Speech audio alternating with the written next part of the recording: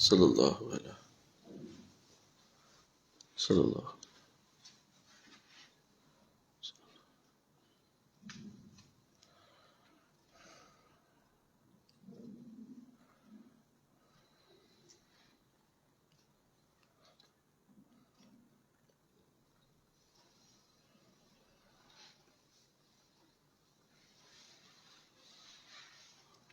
صلی اللہ الفاتحہ الحمد للہ رب العالمین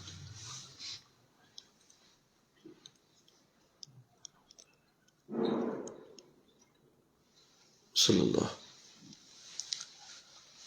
بسم اللہ الرحمن الرحیم الحمد للہ رب العالمین والعاقبۃ للمتقین والصلاة والسلام علی سید الانبیاء والمرسلین قال اللہ تعالی فی الکلام المجید.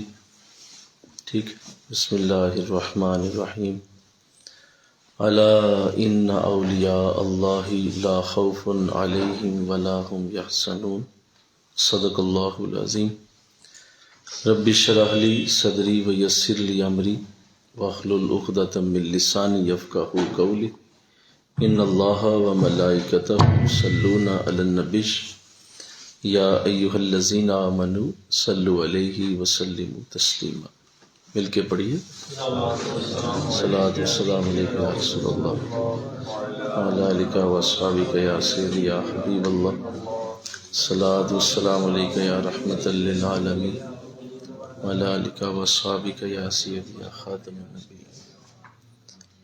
نہایت ہی معزز و محترم حاضرین و سامعین، الحمدللہ یہ ہمارا ہفتہ وار درس محبت، درس تصوف کا مبارک سلسلہ ہے، جو الحمدللہ اللہ کی دی ہوئی توفیق سے، اس کے خاص کرم سے ہر جمعرات کی شب بعد از نماز عشاء منعقد ہوتا ہے.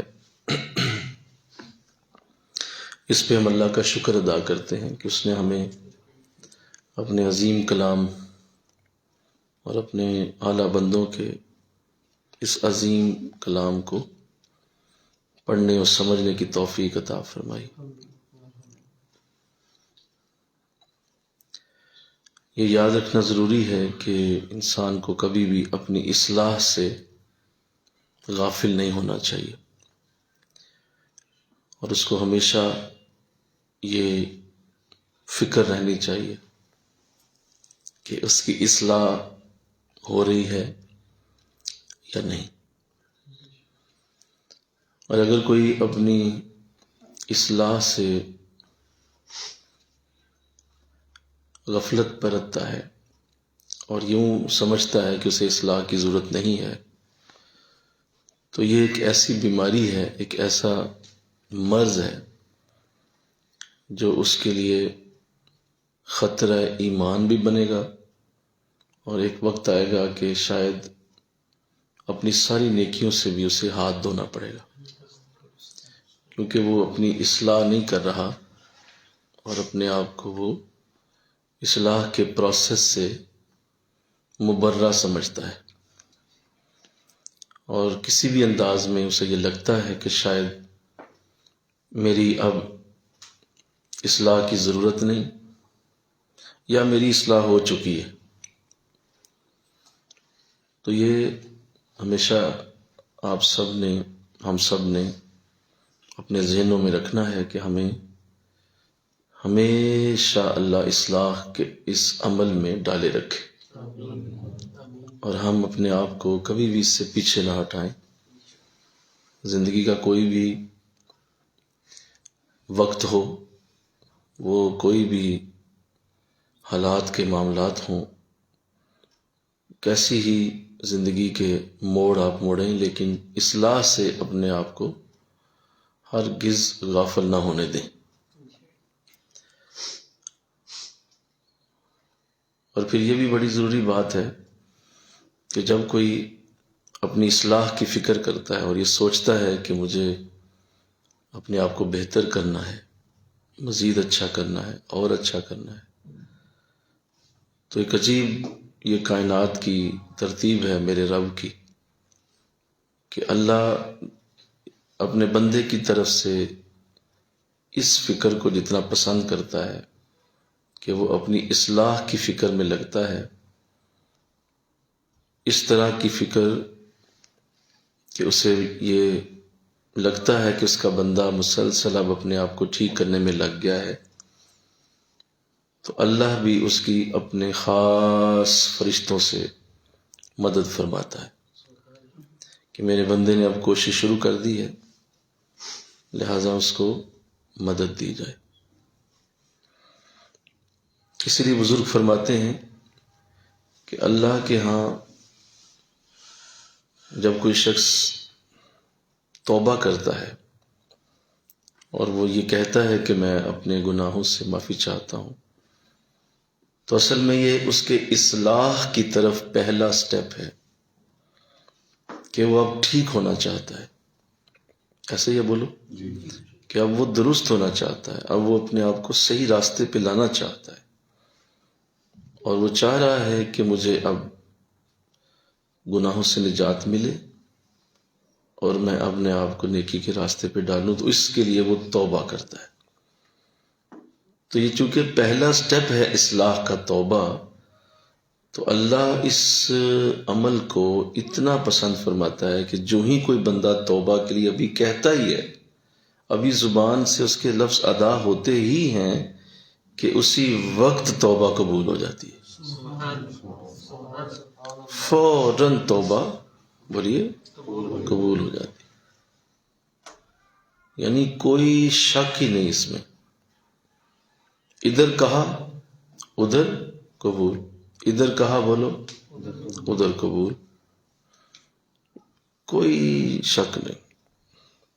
اور دن میں 100 بار کرو، وہ 100 بار قبول کرے گا۔ 1000 بار کرو، بولو وہ 1000 بار بھی قبول کرے۔ اس کی وجہ یہ ہے کہ اس کو یہ پروسیس بڑا پسند ہے، یہ اپنے آپ کو پیوریفائی کرنا، بہتر کرنا، مزید اچھا کرنا۔ وہ کہتا ہے میرے بندے نے سٹیپ لیا ہے صحیح ہونے کے لیے، تو میں اس کی پہلی مدد یہ کر رہا ہوں کہ پچھلے سارے گناہوں کو معاف کر دیتا ہوں۔ تیرے پچھلے گناہ ہم نے معاف کر دیے، ٹھیک ہے، تیرے پچھلے گناہ ہم نے چھوڑ دیے، ان سے تو مطمئن ہو جا کہ وہ معاف ہو چکے۔ تو بتائیے یہ کتنی بڑی سعادت ہے کہ پہلے سٹیپ کی اتنی قبولیت ہے، تو جو بعد میں محنت کرے، کوشش کرے اور اپنے آپ کو بہتر کرنے کے لیے جدوجہد کرے اور اپنے آپ کو پیش کرے تربیت کے لیے، اپنی اس نسبت کا خیال رکھتے ہوئے چلے، اور اس کے پیچھے مقصد یہی ہو کہ میری اصلاح ہونی چاہیے۔ اب دوسرے نمبر پہ اللہ یہ فرماتا ہے، میں ابھی مضمون پہ آ رہا ہوں کیونکہ آگے مضمون جو آ رہا ہے بہت ہی بڑا ہے۔ دوسرے نمبر پہ اللہ یہ دیکھتا ہے کہ میرا بندہ کتنا سنجیدہ ہے اپنی اصلاح میں، تو پھر اللہ توبہ تو قبول فرماتا ہی ہے، دوسرا کام یہ کرتا ہے اللہ کہ اللہ اسے ایک اصلاح کرنے والا عطا فرما دیتا ہے۔ یہ اس کی دوسری جہت ہے کہ اللہ اسے بولیے اصلاح کرنے والا دے دیتا ہے کہ اب تو چونکہ سنجیدہ ہے تو خود اصلاح نہیں تیری ہونی، گھر بیٹھ کے کتابیں پڑھ کے بولو، ہاں جی، یہ دیواروں پہ چیزیں لکھی ہوں، صفوں پہ لکھی ہوں، اگر ان سے لوگ ٹھیک ہوتے تو دنیا میں کروڑوں لائبریریاں، لاکھوں لائبریریاں ہیں، بولیے کتنی چیزیں لکھی ہوئی ہیں، کتنی کتابیں لکھی ہیں لوگوں نے، کتنے دیواریں لکھ کے، تو کیا دیواروں اور کتابوں سے، صفوں سے لوگ ٹھیک ہوتے؟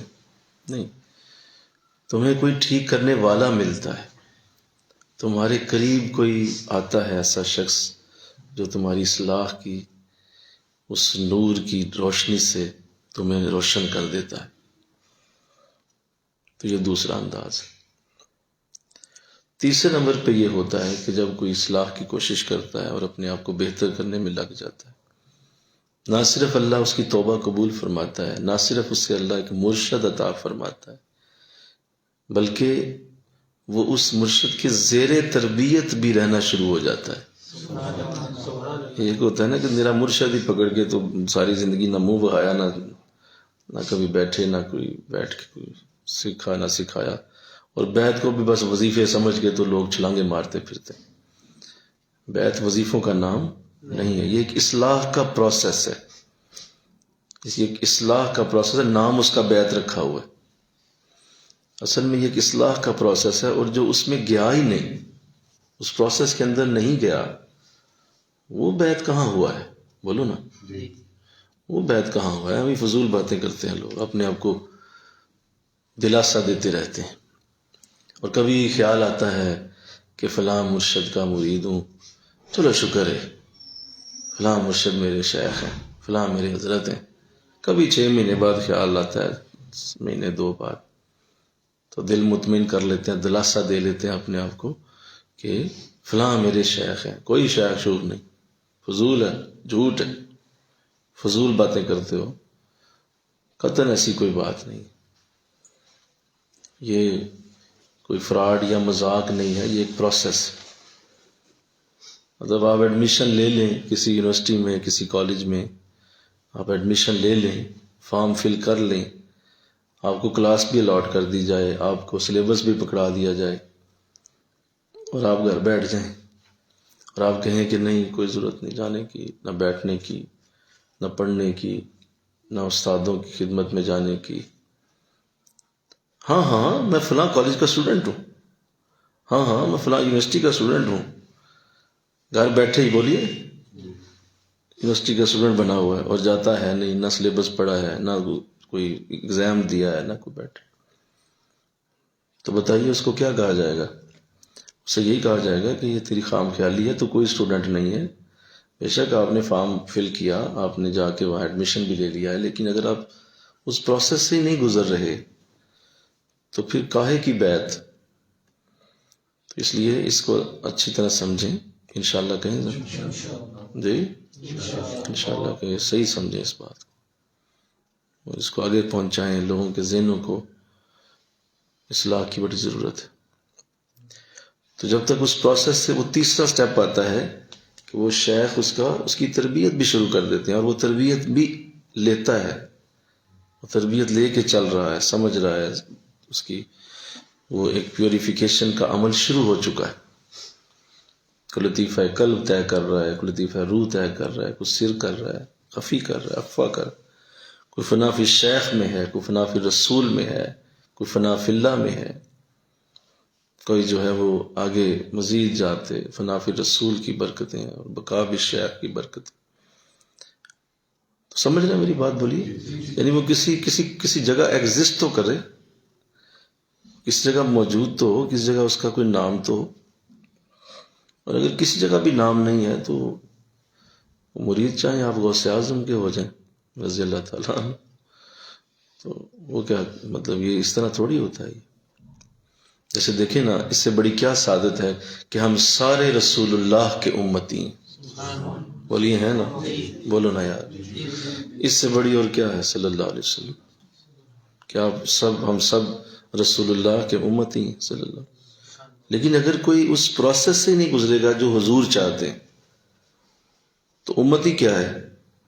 کیا امتی؟ کیوں امتی کا آپ لیبل لگا کے پھر رہے ہیں؟ بھئی آپ مطلب اگر حضور کی ذات کو لے لیں کہ اتنی بڑی آپ اللہ کی کرم نوازی محبوب خدا ہیں اور ان کا امتی ہو، تو اس کو تو چاہیے گھر بیٹھے. نہیں، تمہیں بھی 5 نمازیں پڑھنی ہیں، بولو نا. تمہیں بھی رمضان کے روزے رکھنے ہیں، تمہیں بھی زکوٰۃ دینی ہے، تمہیں بھی حج کرنا ہے. نہیں میں امتی رسول کا ہوں، مجھے کیا؟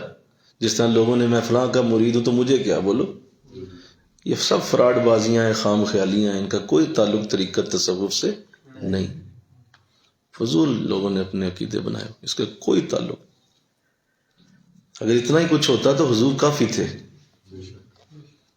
حضور کی بارگاہ ہی بہت بڑی ہے، لیکن there are some rules, there are some regulations. تو یہ اصلاح کا پروسیس ہے، اور جو کوئی اس میں سے گزرے گا، یہ ہو ہی نہیں سکتا کہ اس عظیم درس سے گزر کے اگر کوئی جائے اور اس کی اصلاح نہ ہو، یہ ہو نہیں سکتا۔ اللہ نے جس سے اس کی توفیق دے دی، ہمارا ایمان ہے 20 برس کی ہڈیاں گال گال کے ہم نے سیکھا ہے کہ جو اس درس کی برکتیں لے لیتا ہے ضرور اسے اللہ اصلاح کے سارے موقع عطا کرتا ہے، ضرور دیتا ہے، اور ضرور ایک وقت آتا ہے کہ یہ دروس اس کے لیے ساری زندگی کی نعمت اور برکت بن کے سامنے آتے ہیں۔ تو اللہ نے توفیق دی، پچھلے درس میں جو مکتوب نمبر 9 میں گفتگو جاری تھی، اور عاجزی کے حوالے سے اور شان ابدیت کے حوالے سے گفتگو کی گئی، ذرا یاد کریں، جس میں انبیاء کرام کی بھی کچھ گفتگو شامل ہوئی اور اللہ والوں کے حوالے سے بھی کچھ کلمات پیش کیے گئے، صحابہ کرام کے بارے میں بھی کچھ گفتگو ہوئی شان ابدیت کے حوالے سے، اور یوں ایک موضوع جو ہمارا چل رہا ہے ابھی وہ جاری ہے کہ انسان کی جو اپنی ذات ہے اس کا جو ایک آئینہ حضور مجدد الفسانی رحمۃ اللہ علیہ نے پیش کیا، اس کے اوپر ہمارا کلام ہو چکا ہے۔ آئیے آج اگلا مضمون ہے، اور میں چاہوں گا کہ اس مضمون کو بڑے دھیان سے سماعت کیجیے، اور اس طرح کیجیے کہ پچھلا مضمون بھی ذہن میں رہے تاکہ دونوں مضامین ساتھ ساتھ چلیں۔ میں پہلے فارسی متن پڑھتا ہوں اور پھر اس کا ترجمہ اور پھر اس کی گفتگو جو ہے وہ آپ کے سامنے لائی جاتی ہے۔ آرے خیر محض را شریر محض می باید تا حقیقت خیریت بظہور آید و بزد حاتت بینو الاشیاء خیر و کمال مہیا بود شر و نقص در می بایست حسن و جمال را آئینہ در کارست و آئینہ نمی باشد مگر در مقابل شیئن پس لا جرم خیر را شر و کمال را نقص آئینہ آمد پس در ہر چہ نقص و شرارت پیشتر نمائندگی خیر و کمال زیادہ تر عجائب کاروبار است این زم معنی مدح پیدا کرد و این شرارت و نقصان محل خیر و کمال گوشت۔ ترجمہ نوٹ کریں۔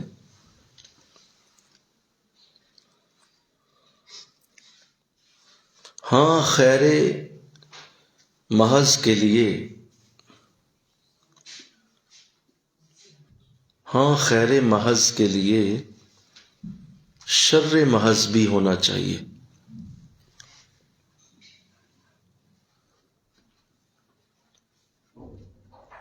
ہاں خیر محض کے لیے شر محض بھی ہونا چاہیے تاکہ خیر کی حقیقت واضح ہو سکے۔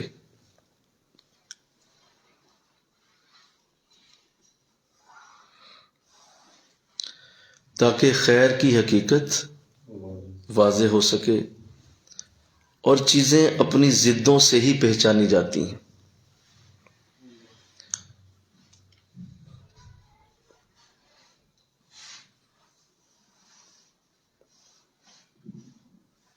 اور چیزیں اپنی ضدوں سے ہی پہچانی جاتی ہیں۔ خیر و کمال موجود تھا، خیر و کمال موجود تھا، لہذا اس کے سامنے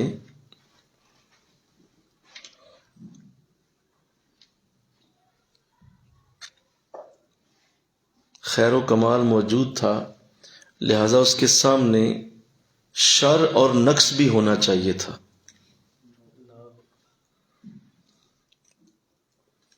خیر و کمال موجود تھا، لہذا اس کے سامنے شر و نقص بھی ہونا چاہیے تھا۔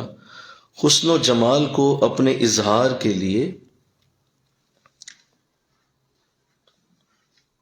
حسن و جمال کو اپنے اظہار کے لیے آئینہ کی ضرورت ہوتی ہے۔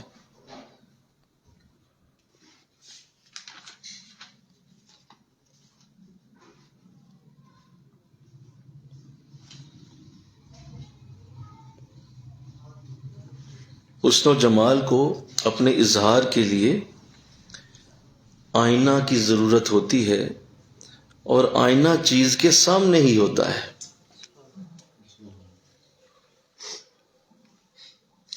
اور آئینہ چیز کے سامنے ہی ہوتا ہے۔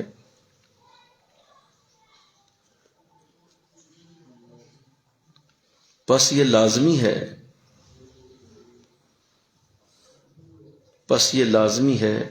خیر کے لیے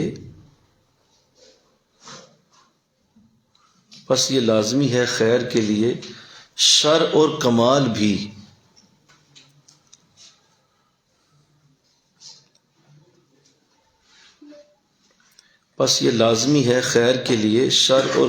بھی اسی قدر زیادہ نمایاں ہوگا۔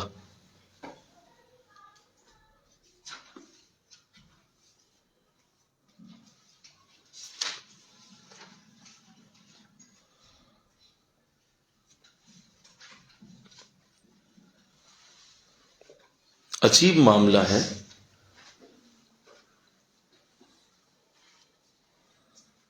کہ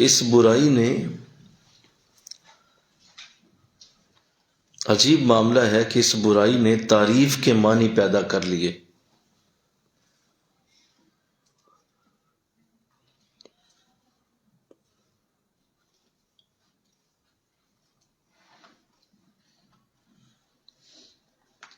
اور یہ شرارت اور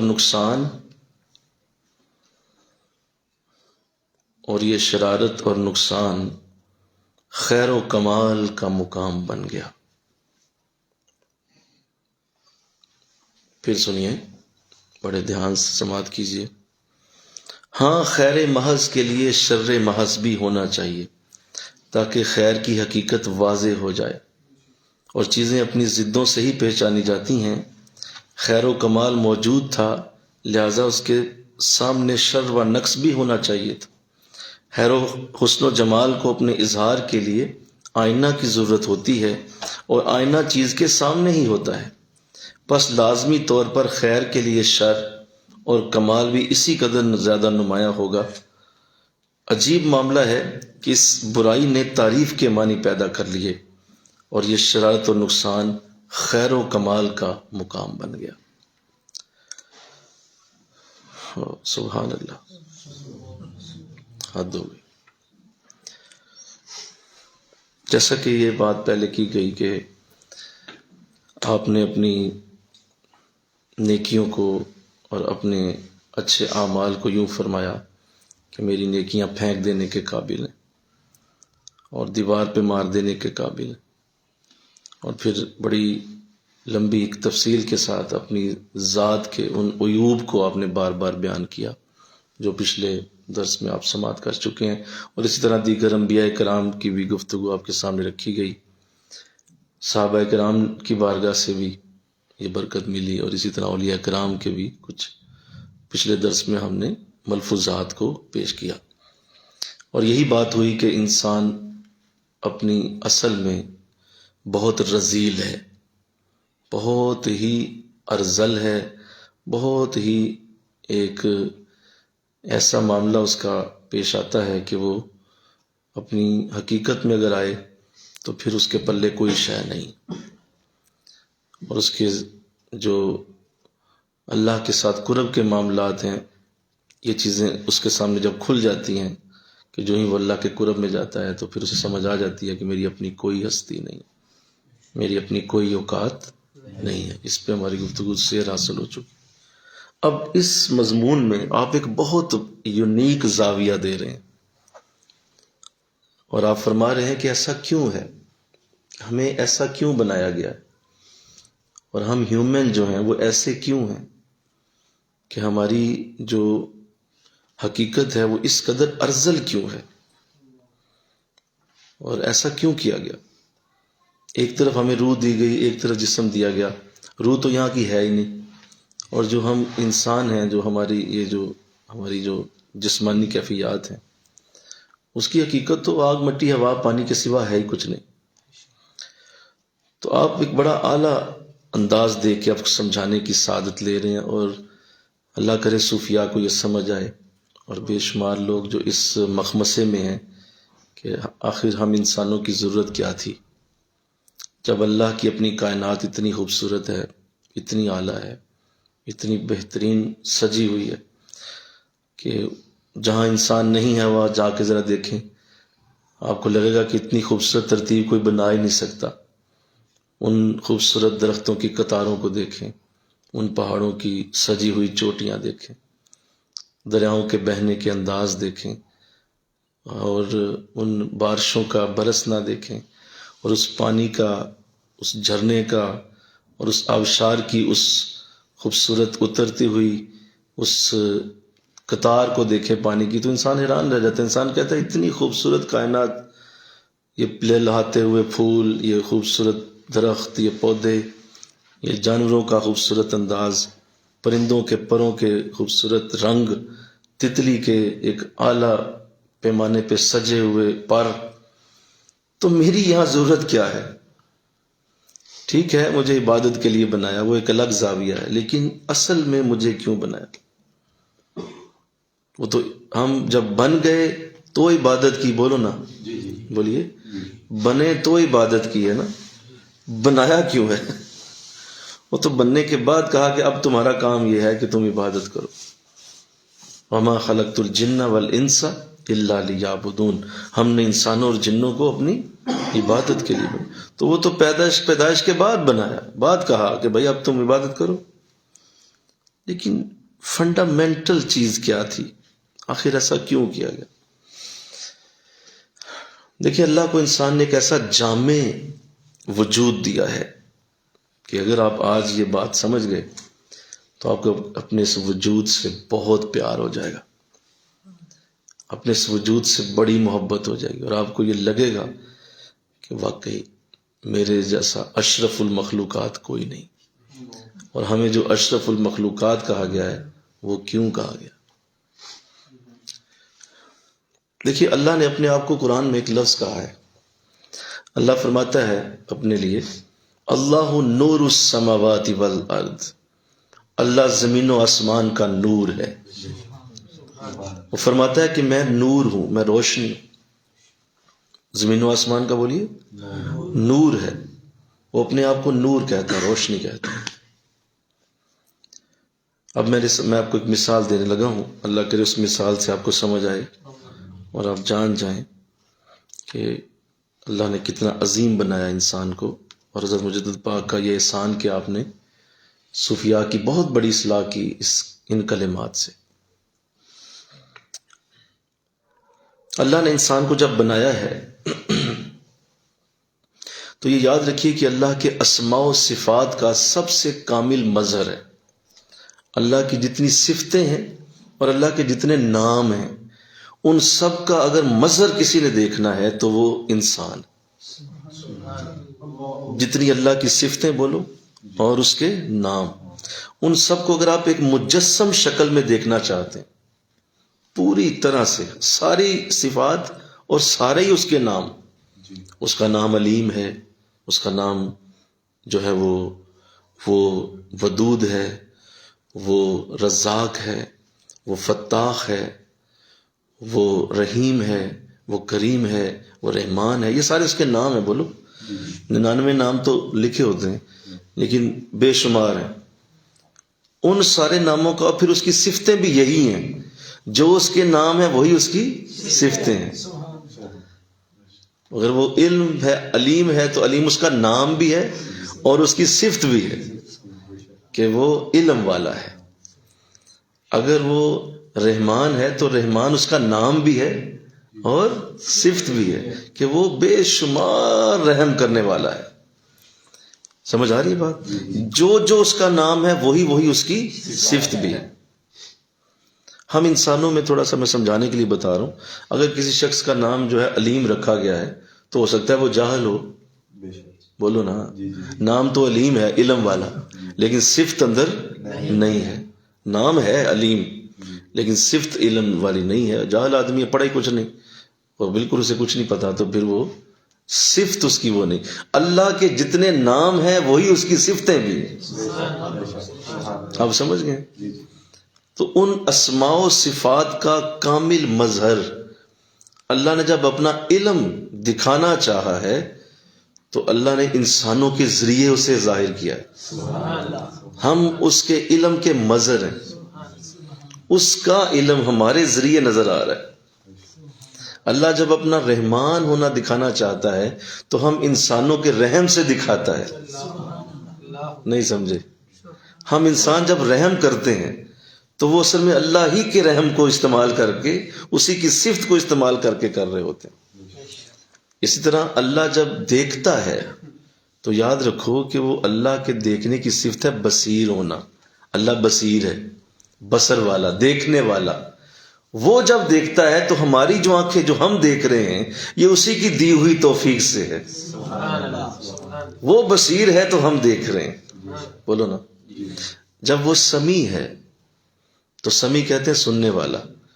سننے والا وہ ہے، لیکن ہماری سماعت یہ ظاہر کر رہی ہے کہ ہمیں بنانے والا سمیع ہے۔ سننے والا اصل میں وہ ہے، لیکن ہمیں سمیع بنا کے اس نے یہ ثابت کر دیا کہ میں بھی سننے والا ہوں۔ اگر تم سن رہے ہو تو میں کتنا سنتا ہوں گا، اگر تم دیکھ رہے ہو بولو تو میں کتنا دیکھتا ہوں گا، تم رحمان ہو تو میں کتنا رحمان ہوگا۔ اگر آج تم کسی کو رزق کے لیے کھول دیتے ہو کوئی چیز اس پہ، تو بتاؤ میں کتنا بڑا رزاق ہوں گا۔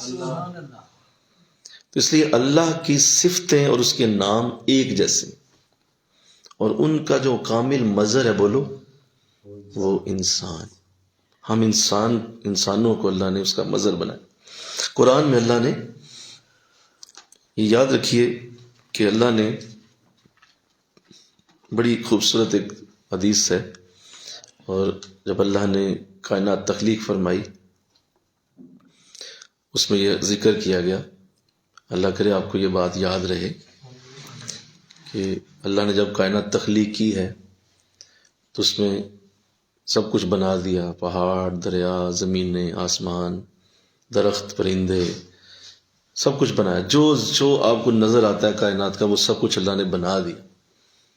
یہ سب کچھ بنانے کے بعد، سنو، یہ سب کچھ بنانے کے بعد یہ اللہ کی ساری مخلوق جب بن گئی، فرشتے، اسی طرح نورانی مخلوقات اور یہ جنت دوزخ کا نظام، یہ سب کچھ جب بنا دیا گیا، اس کے بعد اللہ نے جب وہ سب بنا دیا تو اس کے لیے پھر انسان کو پیدا کیا۔ یعنی ہم آخری مخلوق ہیں اللہ کی، بولیے، ہم اللہ کی آخری مخلوق، ہمیں سب سے آخر میں بنایا گیا۔ پہلے سب کچھ بنا دیا اور پھر دیکھا کہ اب اس کے لیے کیا ایسا تخلیق کروں جو ان سب کو استعمال کر سکے۔ وہ میرے دریاؤں کو چیر ڈالے، میرے درختوں کی تہوں تک اتر جائے، میرے سمندروں کے اندر اتر کے اس کے اندر اپنی کمالات کو دکھا کے لوگوں کے سامنے رکھ دے، اور پہاڑوں کی چوٹیاں طے کر جائے۔ یہ کون ہوگا جو یہ سب کچھ کر سکے گا؟ تو پھر انسان کو بنایا۔ یعنی ہم بولو آخری مخلوق اللہ۔ یہ کھیتیاں ہیں سرسبز تیری غذا کے واسطے، یہ سورج، چاند اور ستارے ہیں ضیاء کے واسطے، اور تو کسی اور کے لیے نہیں، تو خدا کے واسطے۔ یہ سب کچھ ہمارے لیے بنایا، اور ہم جب بن گئے تو کہا بھئی یہ سب کچھ تیرا۔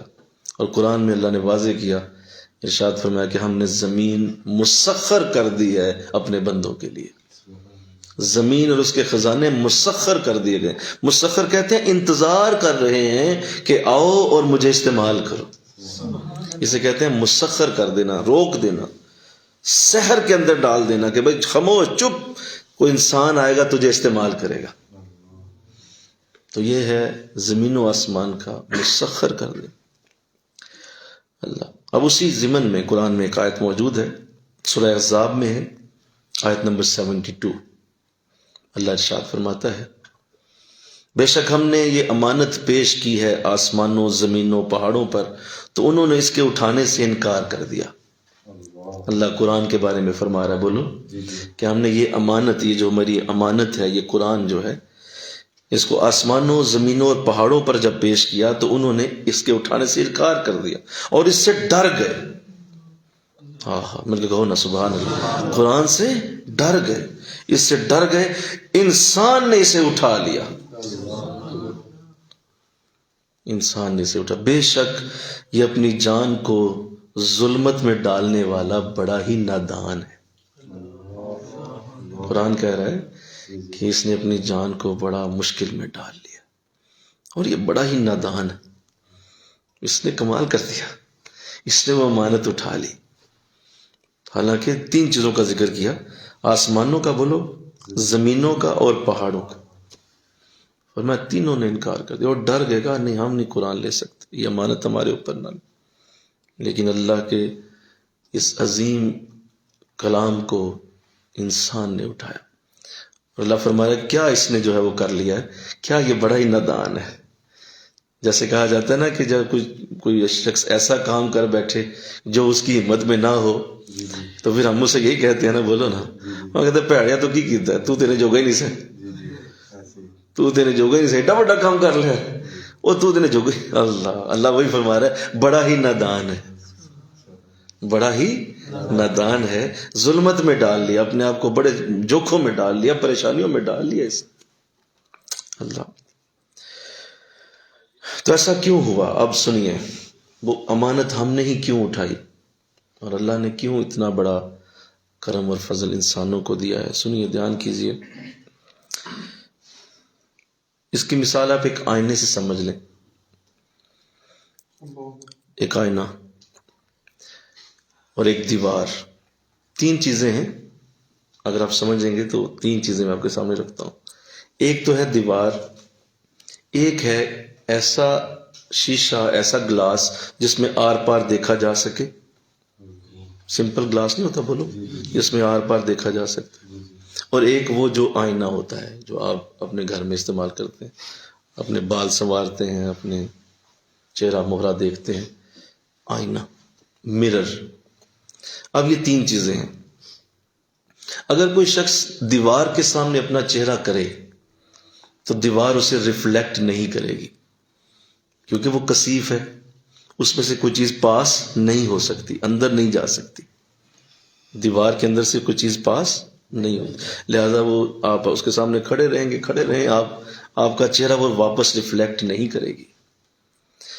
اسی طرح آپ ایسا کریں، آپ ایک ایسے مرر کے آگے، ایسے شیشے کے آگے کھڑے، گلاس کے آگے کھڑے ہو جائیں جو اوپیک ہے اور دونوں طرف نظر آ رہا ہے، تو وہ بھی آپ کے چہرے کو ریفلیکٹ نہیں کر پائے گا، کیونکہ اس میں سے آپ دیکھ رہے ہیں کہ دوسری طرف کا منظر نظر آ رہا ہے. ایسے ہی بولو، دوسری طرف کا منظر نظر آ رہا ہے، لہٰذا آپ اپنے چہرے کو نہیں دیکھ سکیں گے. دوسری طرف نظر آ رہا ہے چیزیں، لیکن آپ اپنے آپ کو دیکھنا چاہتے ہیں، نہیں نظر آئے گا. آپ ایسا کریں، ایک ایسے گلاس کے آگے جائیں جس کی ایک سائڈ لطیف ہے اور دوسری سائڈ کثیف ہے. آپ ذرا مرر کو دوسری طرف پلٹائیں گے نا تو آپ کو ایک بلیک اس کے پیچھے کلر نظر آئے گا. اس کے پیچھے بلیک ایسی رنگاری کی جاتی ہے کہ جو اس میں سے جو چیز دکھائی جا رہی ہے اس کو باہر نکلنے سے روک دیتی ہے. لہٰذا وہ جو پیچھے والی سائڈ ہے وہ جب پیچھے اس کے اوپر لگا دی جاتی ہے، اب وہ گلاس عام گلاس نہیں رہا، اب وہ آئینہ بن گیا ہے. اس کے سامنے کھڑے ہوں گے تو آپ کو آپ کا چہرہ نظر آئے گا. بالکل اسی طرح سنو، اللہ نے جب اپنے نور کو آسمانوں پہ، دریاؤں پہ ڈالا، یہ آسمان اور دریا یہ لطیف ہیں، ان میں سے اللہ کا نور پاس ہو گیا، ریفلیکٹ نہیں ہو سکا، کیونکہ یہ کثیف نہیں ہے، وہ لطیف ہیں، لہذا پاس نہیں ہو سکا.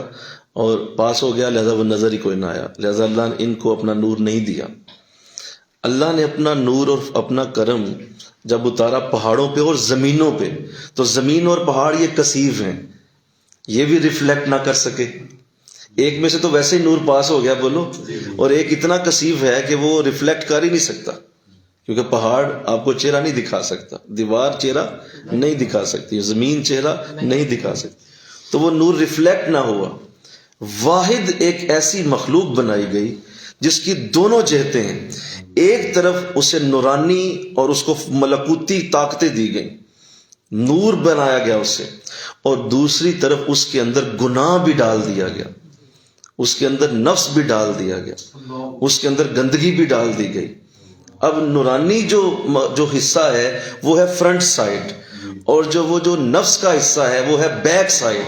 اب جب یہ دونوں ملے تو اللہ کا نور جب سامنے آیا تو ریفلیکٹ ہو کے واپس آ گیا.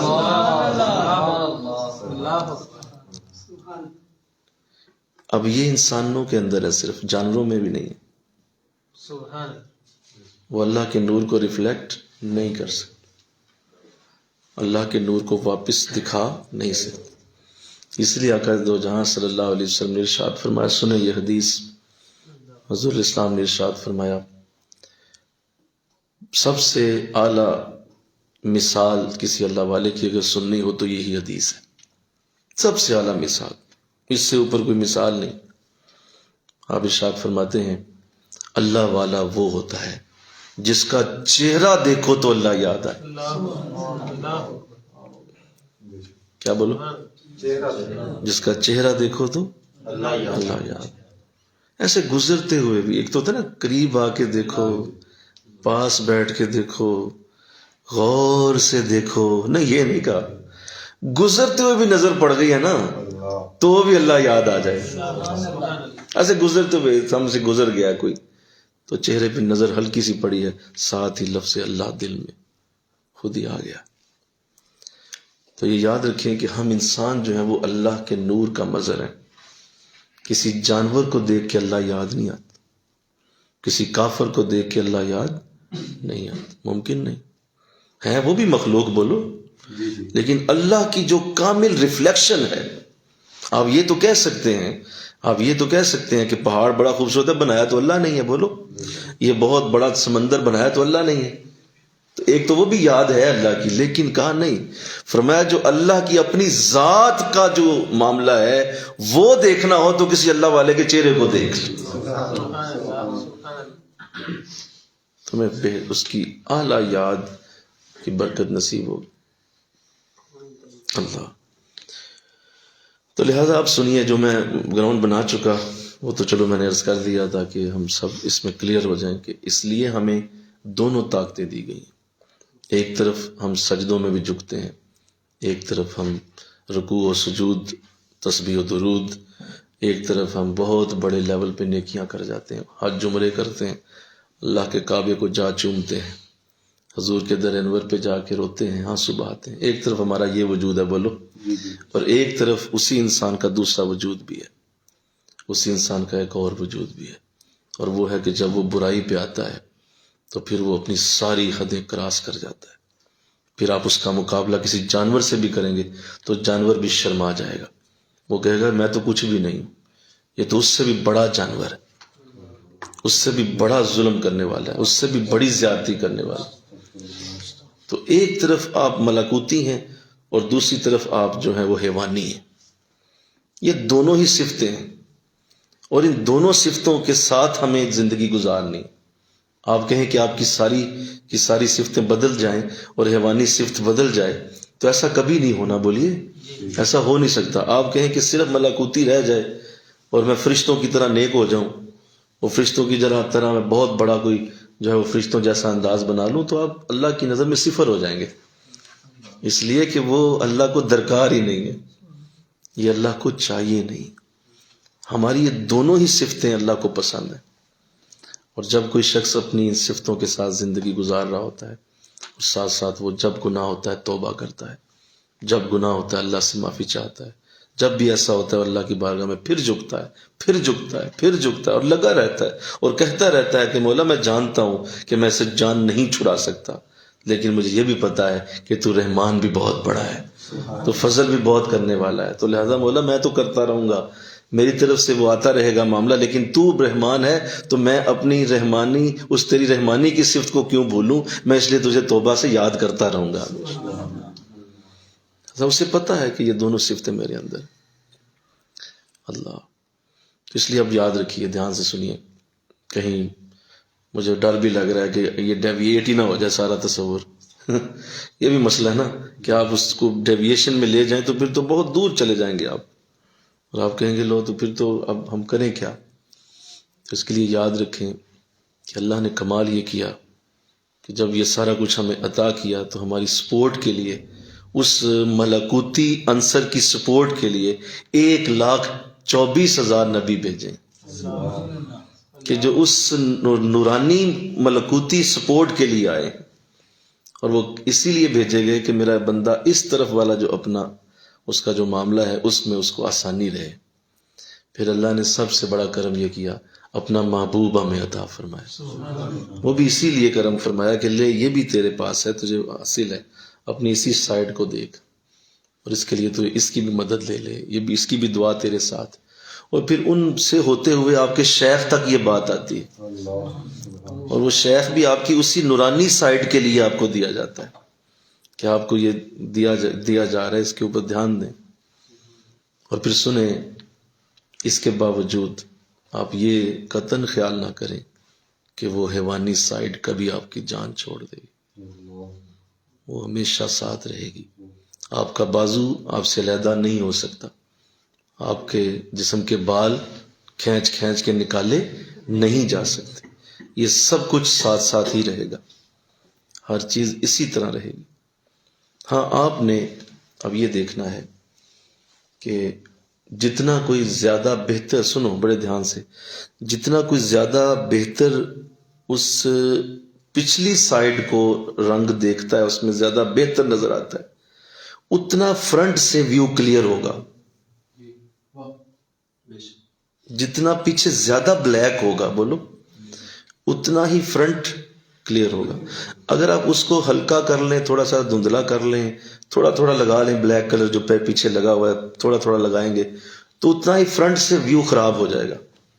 کیوں؟ اس میں سے تھوڑی سی روشنی پاس ہونا شروع ہو جائے گی، لہذا فرنٹ ویو خراب ہوگا۔ تو اس کا مطلب یہ ہے کہ اگر آپ ملکوتی اور نورانی چیز کو بڑھاتے چلے جا رہے ہیں تو یہ یاد رکھیں کہ آپ کی بیک سائڈ بھی اتنی ہی ڈارک ہونی چاہیے۔ یہ بہت بڑا جملہ ہے، مجھے بڑی تکلیف ہے اسے بولتے ہوئے، پتہ نہیں اس کو کوئی کیا لے جائے گا، اس کو کوئی کس طرح سمجھ جائے گا، کدھر کوئی لے جائے گا، یہ کیا بول رہے ہیں۔ جتنی بیک سائڈ ڈارک ہوگی اتنا زیادہ وہ فرنٹ ویو ریفلیکشن میں بہتر ہوگا۔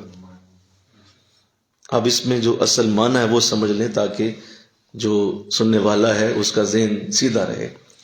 اس سے مراد یہ ہے کہ وہ جو بیک سائڈ ہے وہ صرف اس لیے دیکھ لے کہ میری اصل اوقات یہی بیک سائڈ ہی ہے۔ اگر میں یہ نہیں ہوں نا تو میں فرنٹ سے بھی کچھ نہیں دکھا سکوں گا۔ اصل میں جو میری اندر جو گندگی ہے، یہ جو میرا ارذل ہونا ہے، یہ جو میرا ذلیل و خوار ہونا ہے، یہ جو میرا عاجز ہونا ہے، عبد ہونا ہے، یہ جو بندہ ہونا ہے، یہ جو بہت زیادہ تنزلی میں جو میں گیا ہوا ہوں، اصل میں میری ذات یہی ہے، اور اسی کی وجہ سے مجھے برکتیں مل رہی ہیں۔ مل گئے نا، سبحان اللہ۔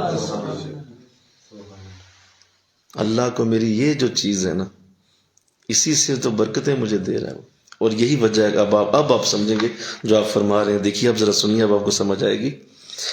ہاں، خیر محض کے لیے شر محض بھی ہونا چاہیے، خیر کے لیے شر بھی ہونا چاہیے تاکہ خیر کی حقیقت واضح ہو جائے۔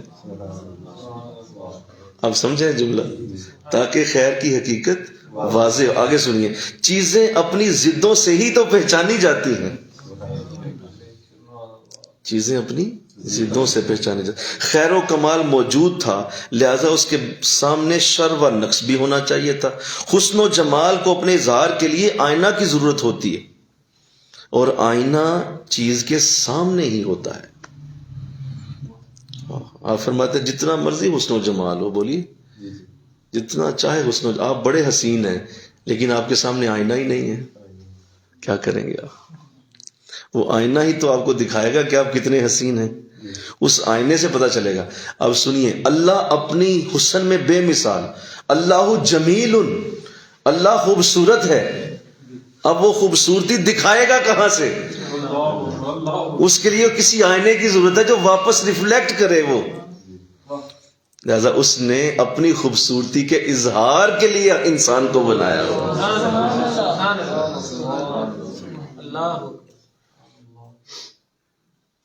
اللہ کرے سمجھ آئے۔ اللہ جمیل، اللہ جمیل، ذرا بولو سارے، اللہ جمیل، اللہ خوبصورت ہے۔ کس کے سامنے آئے گا؟ وہ اپنے آپ کو وہ دیکھنا چاہتا ہے، کیسے دیکھے؟ پہاڑوں کے سامنے آتا ہے تو وہ واپس نہیں کر سکتے، بولو نا. دریاؤں اور زمین آسمانوں کے سامنے آتا ہے تو وہ بھی واپس ریفلیکٹ نہیں کر سکتے. ہاں، انسان کو جب سامنے لاتا ہے تو پھر اللہ اپنے آپ کو دیکھ. اسی لیے آقا دو جہاں صلی اللہ علیہ وسلم نے ارشاد فرمایا، کسی شخص کے منہ پہ تھپڑ نہ مارو، کیونکہ اللہ نے اپنے چہرے کے مطابق انسان کا چہرہ بنایا. اب وہ کیسا چہرہ ہے یہ نا اس مخمصے میں نہ پڑ جانا کہ وہ ہمارا ہیومن کی، بس وہ ایک تو آپ نے ایک تمثیل سے سمجھایا کہ اپنے چہرے کے اوپر اس انسان کے چہرے کو بنایا وہ جیسا بھی ہے. اللہ تو اپنی اس حقیقت کو اس لیے جاننا ضروری ہے. اس لیے مجدد پاک نے کہا کہ میری نیکیاں پھینک دینے کے قابل ہیں، اس لیے کہا کہ میں بدخو ہوں، اس لیے کہا کہ یہ روح سیاہ کا عریضہ ہے، اس لیے کہا گناہ گار کا عریضہ ہے، کیونکہ آپ اپنی اس ڈارک سائڈ کو جانتے ہیں، اپنی اس ڈارک سائڈ کو پہچانتے ہیں. اللہ تو آئیے میں آپ کے سامنے ایک زاویہ اور دوں تاکہ ہماری مزید اصلاح ہو اور ہم سمجھیں کہ یہ جو ہم نیکیاں کرتے ہیں، یہ جو ہم سجدہ دے لیتے ہیں، یہ جو ہم رکوع کر لیتے ہیں، یہ جو ہم تسبیح پڑھ لیتے ہیں، یہ جو ہم درود پڑھ لیتے ہیں، قرآن کی تلاوت ہم کر لیتے ہیں، یاد رکھیے یہ صرف اور صرف اس ملکوتی، اس نورانی جو سائیڈ ہے، یہ اس کی برکت ہے ساری. یہ بھی تمہارا اپنا نہیں ہے، بولو نا یار. یہ بھی اس نورانی، اس مخلوق کا جو اللہ نے پیدا کر کے تمہارے اندر ڈال دیا، جسے روح کہتے ہیں، وہ جو نور ہے، روشنی ہے، یہ اس کی وجہ سے کر رہے ہو. اور وہ جو دوسری سائیڈ ہے وہ نفسانی ہے، وہ حیوانی ہے، وہ بھی اللہ نے دی ہوئی. اور یہ بھی یاد رکھو کہ جب وہ دونوں سائیڈیں ملیں گی اور اس ملنے سے جب تم کرو گے تو بولیے وہ جو قرآن نماز نیکی ہوئی وہ تو روح اور نور نے کر لی، تو اصل میں پھر تو کون ہے؟ تیری اوقات تو پھر وہ آگ مٹی ہوا پانی ہوگی، تیری اوقات تو وہی رہ گئی. اس لیے جو عبد ہونا اور عبد ہونے کی جو برکت ہے وہ اتنی بڑی ہو جاتی ہے کہ اللہ فرماتا ہے کہ ہم نے تو تجھے کچھ بھی نہیں بنایا تھا، لیکن تو کہہ رہا ہے کہ نہیں میں بھی مولا مان گیا تیرے آگے کہ میں کچھ نہیں ہوں، تو اب ہم تمہیں بڑا بنائیں، اب ہم تمہیں بڑا کر دیتے. پہلے مان، پہلے اس چیز کو سمجھ، اس کو جان کہ میں کچھ نہیں. اللہ تو چونکہ یہ وہ خوبصورت انداز ہے کہ جب کوئی صوفی ان باتوں کو جان لے، ان باتوں کو سمجھ جائے، تو پھر اسے اپنے ذکر کی، اپنے اس پروسیس کی جو ذکر کا اس کو دیا جاتا ہے، تو وہ خوب اچھی طرح جانتا رہتا ہے. وہ کہتا ہے کہ یہ چاہے مجھے آپ مقام ابدیت تک لے جائیں، فنا فی شیخ سے گزار کے، فنا فی رسول سے گزار کے، فنا فی اللہ کے مقام سے بہت آگے بھی لیتے چلے جائیں، میری اصل حقیقت وہی رہے گی. اصل حقیقت میری وہی رہے گی، وہ بدل نہیں سکتی، وہی رہنی. اللہ تو اس لیے جو گفتگو کی گئی، ایک اور بات جو اس میں بڑی اہم ہے وہ یہ ہے کہ جو یہاں یہ بات کی گئی قرآن میں کہ یہ بڑا ہی نادان ہے، انسان بڑا ہی نادان ہے اور اس نے بڑا اپنے اوپر ظلم کر لیا میری اس امانت کو اٹھا کے. اس میں جو ضروری بات ہے وہ یہ ہے کہ یہ جو ہماری نادانی ہے نا، یہی تو اللہ کو پسند ہے. بولیے، یہی نادانی ہی تو پسند ہے. یہ جب تم گر کے اٹھتے ہو اور جب تم واپس پلٹتے ہو اور جب تم اللہ کے سامنے آ کے روتے ہو اور آ کے پھر یہی کہتے ہو کہ مولا مجھ سے غلطی ہو گئی، اب یہ جو واپس آنا ہے یہی تو اسے پسند ہے، یہ تمہارا نادان ہونا ہی تو اسے اچھا لگتا ہے. اور اسی لیے وہ بڑی عجیب مضمون کی حدیث ہے، بڑے عجیب مضمون کی، کہ ارشاد فرمایا کہ اگر تم میں سے سارے ہی نیک ہو جاؤ گے نا تو میں تم سب کو ختم کر دوں گا.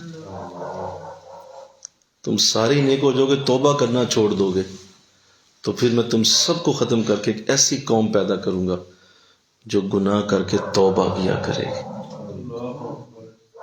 جو گناہ کر کے، بولو باہر جاؤ ذرا اس کو بگاؤ، گناہ کر کے بولیے توبہ کیا کرے۔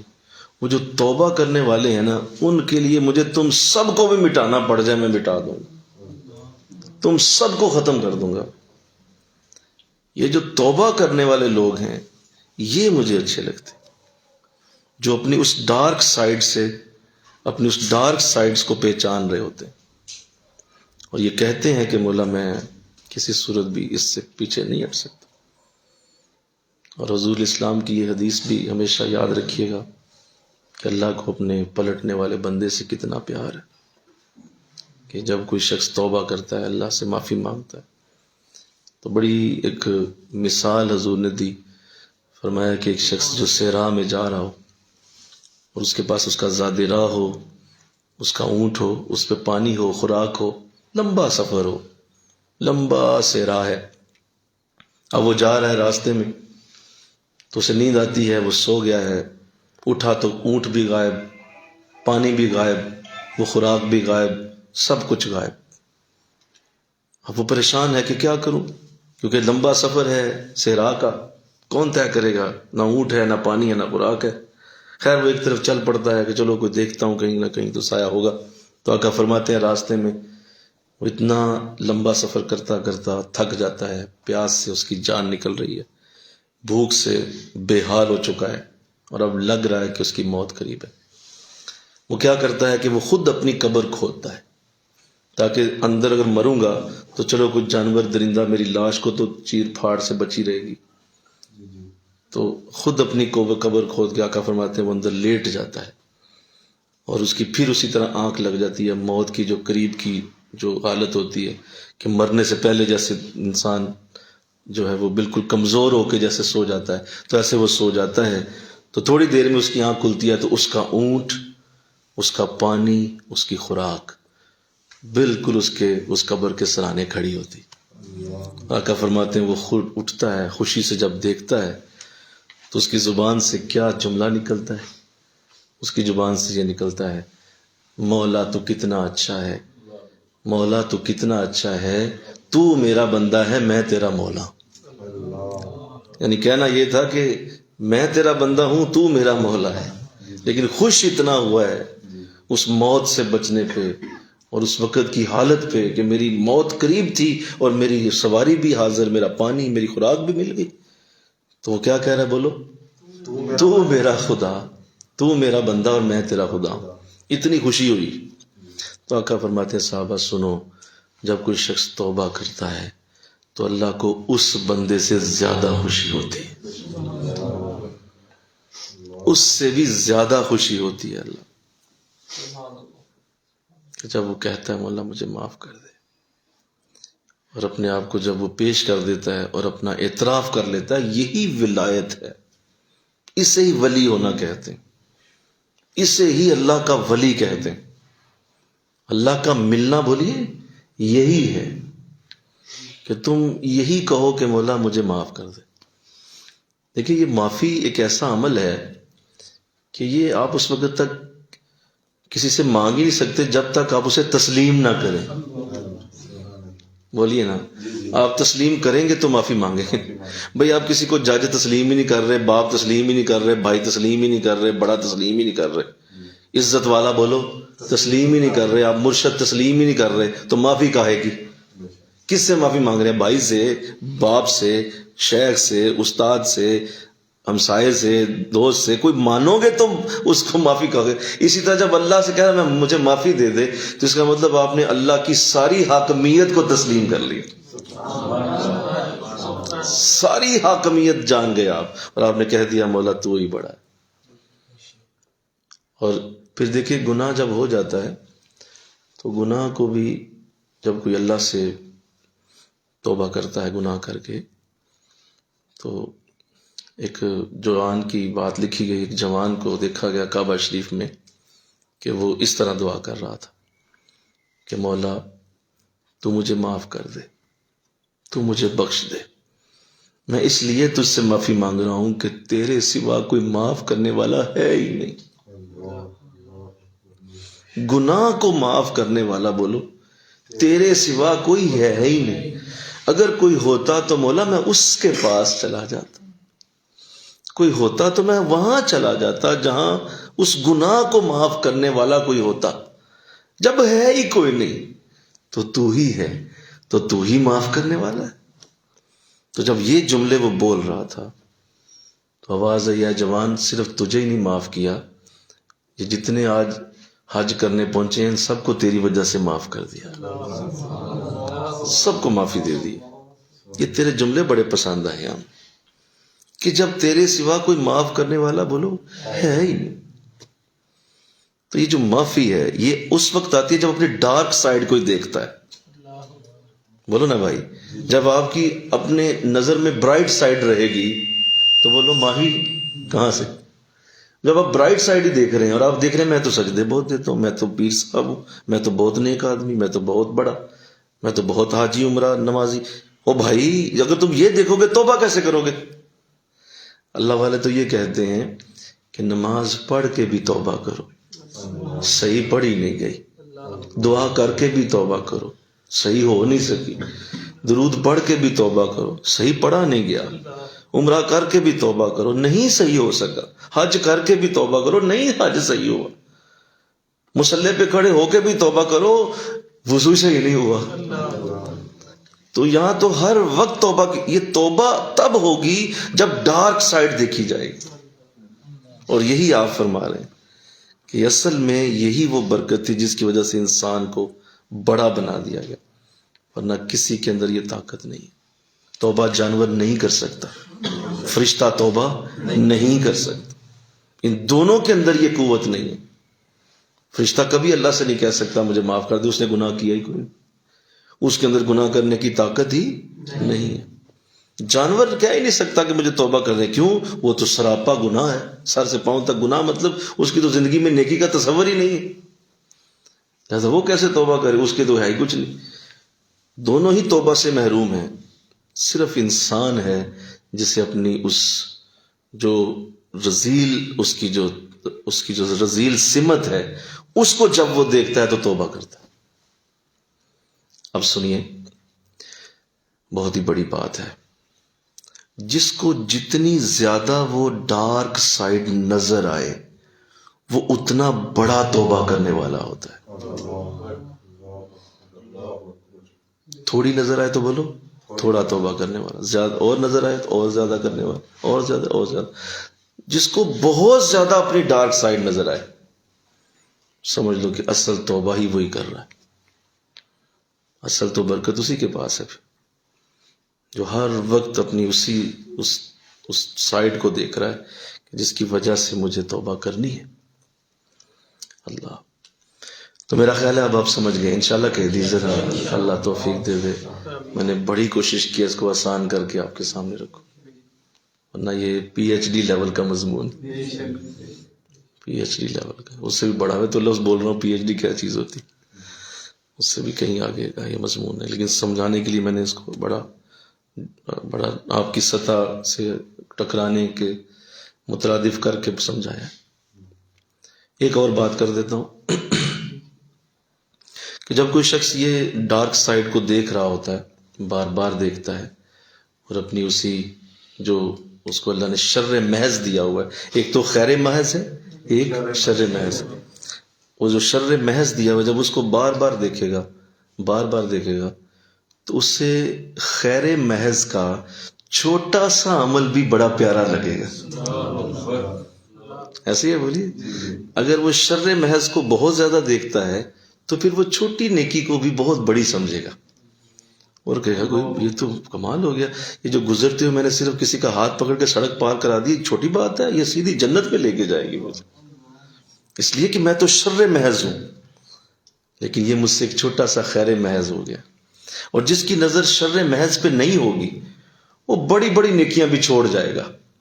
کیوں؟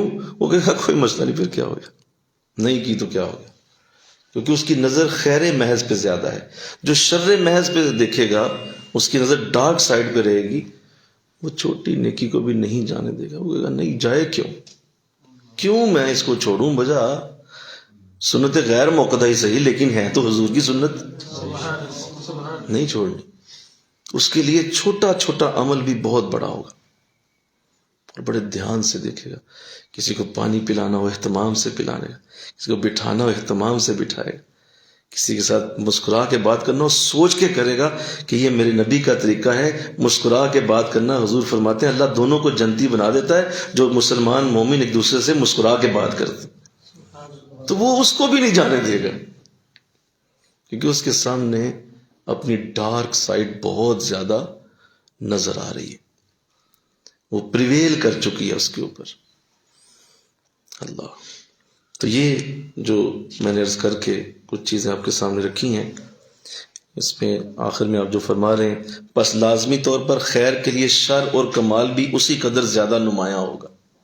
خیر کے لیے شر اور کمال بھی دونوں نمایاں ہوں گے، اسی قدر نمایاں ہوگا۔ عجیب معاملہ ہے، سنیے، عجیب معاملہ ہے، برائی نے تعریف کے معنی پیدا کر لیے۔ خود ہی فرما رہے ہیں، اپنے مرشد سے خود ہی فرما رہے ہیں، عجیب معاملہ ہے حضور، برائی نے یعنی انسان کی جو حقیقت ہے اس نے کس کے معنی پیدا کر لیے؟ تعریف کے معنی پیدا کر لیے۔ برائی کی بھی کبھی تعریف ہوتی ہے؟ فرمایا نہیں ہوتی، لیکن حضور یہاں ہو گئی ہے، اس برائی کی تعریف ہو گئی ہے کہ اسی کی وجہ سے یہ ساری پہچان ہو رہی ہے، اور اگر یہ نہ ہوتی تو حضور وہ پہچان بھی نہ ہوتی۔ اور یہ شرارت اور نقصان، سنیے، اور یہ شرارت اور نقصان خیر و کمال کا مقام بن گیا ہے، یعنی یہ شرارت اور نقصان، یہ جو جسم ہے ہمارا، یہ شرارت اور نقصان ہے، لیکن خیر و کمال کا مقام بن گیا ہے، یعنی یہی وہ جگہ ہے جہاں سے ساری خیر پھوٹ رہی ہے اور سارے کمال اسی جگہ سے پھوٹ رہے ہیں، حالانکہ ہے شرارت اور نقصان۔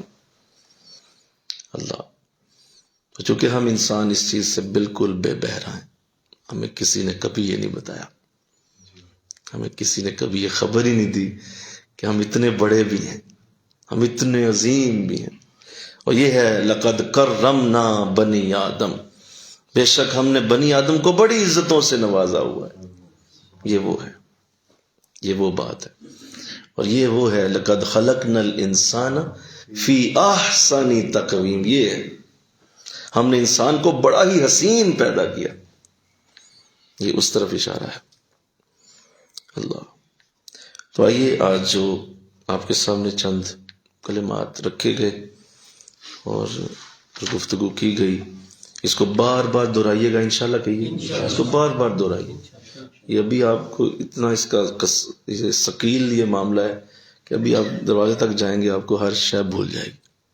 اس کو دہرائیے، بار بار سنیے، اس کے اندر اپنی خود سے کچھ جہتوں کو کھولنے کی کوشش کیجیے۔ میں نے کچھ زاویے رکھ دیے، کچھ آپ پہ چھوڑتا ہوں، اللہ مجھے آپ کو توفیق عطا فرمائے۔ وما علینا الا البلاغ۔ ذکر کی طرف توجہ فرمائیں، تھوڑی دیر کے لیے ذکر کیجیے۔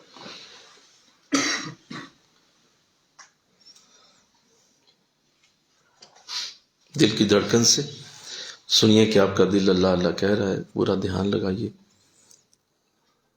اور اپنی حقیقت کو جان کے ذکر کیجیے۔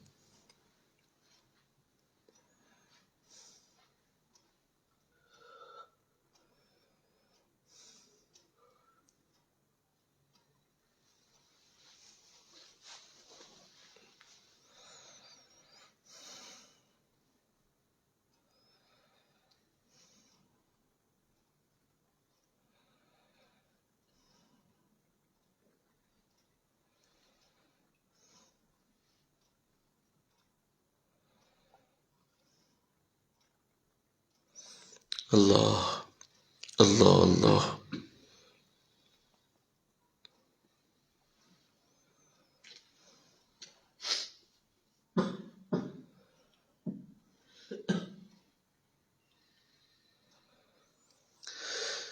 لا الہ الا اللہ محمد رسول اللہ صلی اللہ علیہ وسلم، لا الہ الا اللہ محمد رسول اللہ صلی اللہ علیہ وسلم، آمین۔ اللہم صلی علی سیدنا و مولانا محمد وعلی آل سیدنا و مولانا محمد وبارک وسلم الہ العالمین۔ مولا، یہ ہم غریبوں کے لیے بڑی مشکل چیز ہے۔ اللہ ہمیں معاف فرما دے، اور اللہ ہمیں اس علم کے مطابق مولا ہمیں عقل بھی عطا فرما، ہم اس علم کے مطابق عقل عطا کر۔ اور ہم بے عقلیں ہیں، چھوٹی عقل کے مالک ہیں، شاید ہم سے یہ حق ادا نہ ہو سکے، اللہ معاف کر، اللہ معاف فرما دے۔ الہ العالمین ہمیں اس کی حقیقی پہچان عطا فرما، حقیقی پہچان نصیب فرما۔ مولا تجھ سے عرض ہے مولا، ہم غریب ہیں، بے بس ہیں، مجبور ہیں، تیری ذات، تیری برکتیں، تیری رحمتیں بہت بڑی ہیں، ہم کسی صورت بھی اس کے لائق نہیں ہیں، لیکن تو نے کرم کیا، تو نے فضل کیا ہے۔ اب مولا خود ہی راستہ بھی عطا فرما، خود ہی راستہ عطا فرما، فضل کر دے، اپنے اس راستے سے ہمیں اپنے قرب تک لے جا جو خفیہ راستہ ہے، اپنے خفیہ راستے سے ہمیں اپنے قرب تک پہنچا دے، مولا رحم فرما۔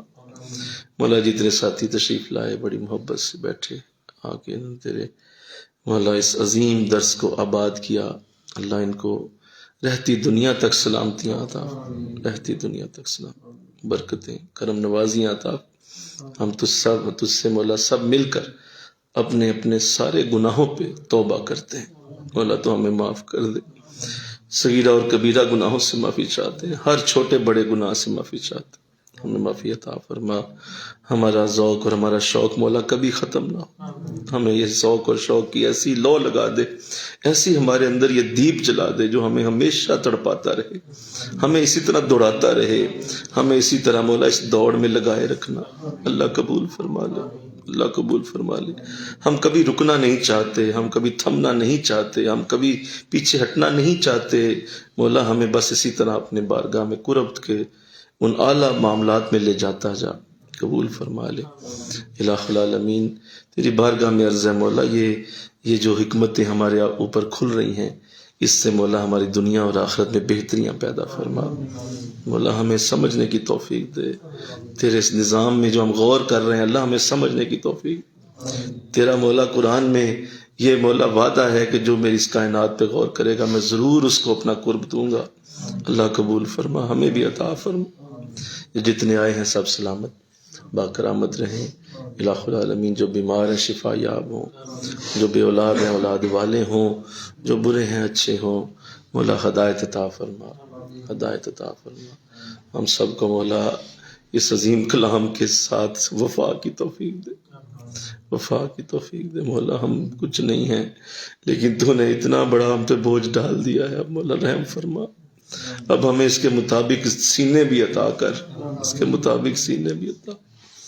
مولا جتنے ساتھی ہیں مولا جو نہیں پہنچ سکتے، جو نہیں آ سکتے، سب تک مولا اس کی برکت پہنچا۔ آن لائن جو ہمارے ساتھ بڑی محبت سے بہت دور دور سے، بہت دور دور سے، ہزاروں میلوں سے ہمارے ساتھ شامل ہو جاتے ہیں، اللہ ان سب کو بھی مولا یہ علم، یہ شعور، یہ روشنی عطا فرما دے، مولا ہم سے بہتر عطا کر دے، ہم سے اچھی عطا کر دے۔ ہمارے پاس یہ جسمانی طور پہ تو نہیں ہوتے، لیکن ذہن اور ان کی مولا ان کے دل کی دھڑکنیں ہمارے ساتھ دھڑکتی ہیں، اللہ قبول فرما لے، اللہ قبول فرما لے۔ استغفر اللہ ربی من کل ذنب واتوب الیہ، لا حول ولا قوۃ الا باللہ العلی العظیم، وصلی اللہ تعالی رسول خیر خلقہ محمد وآلہ وصحبہ اجمعین برحمتک۔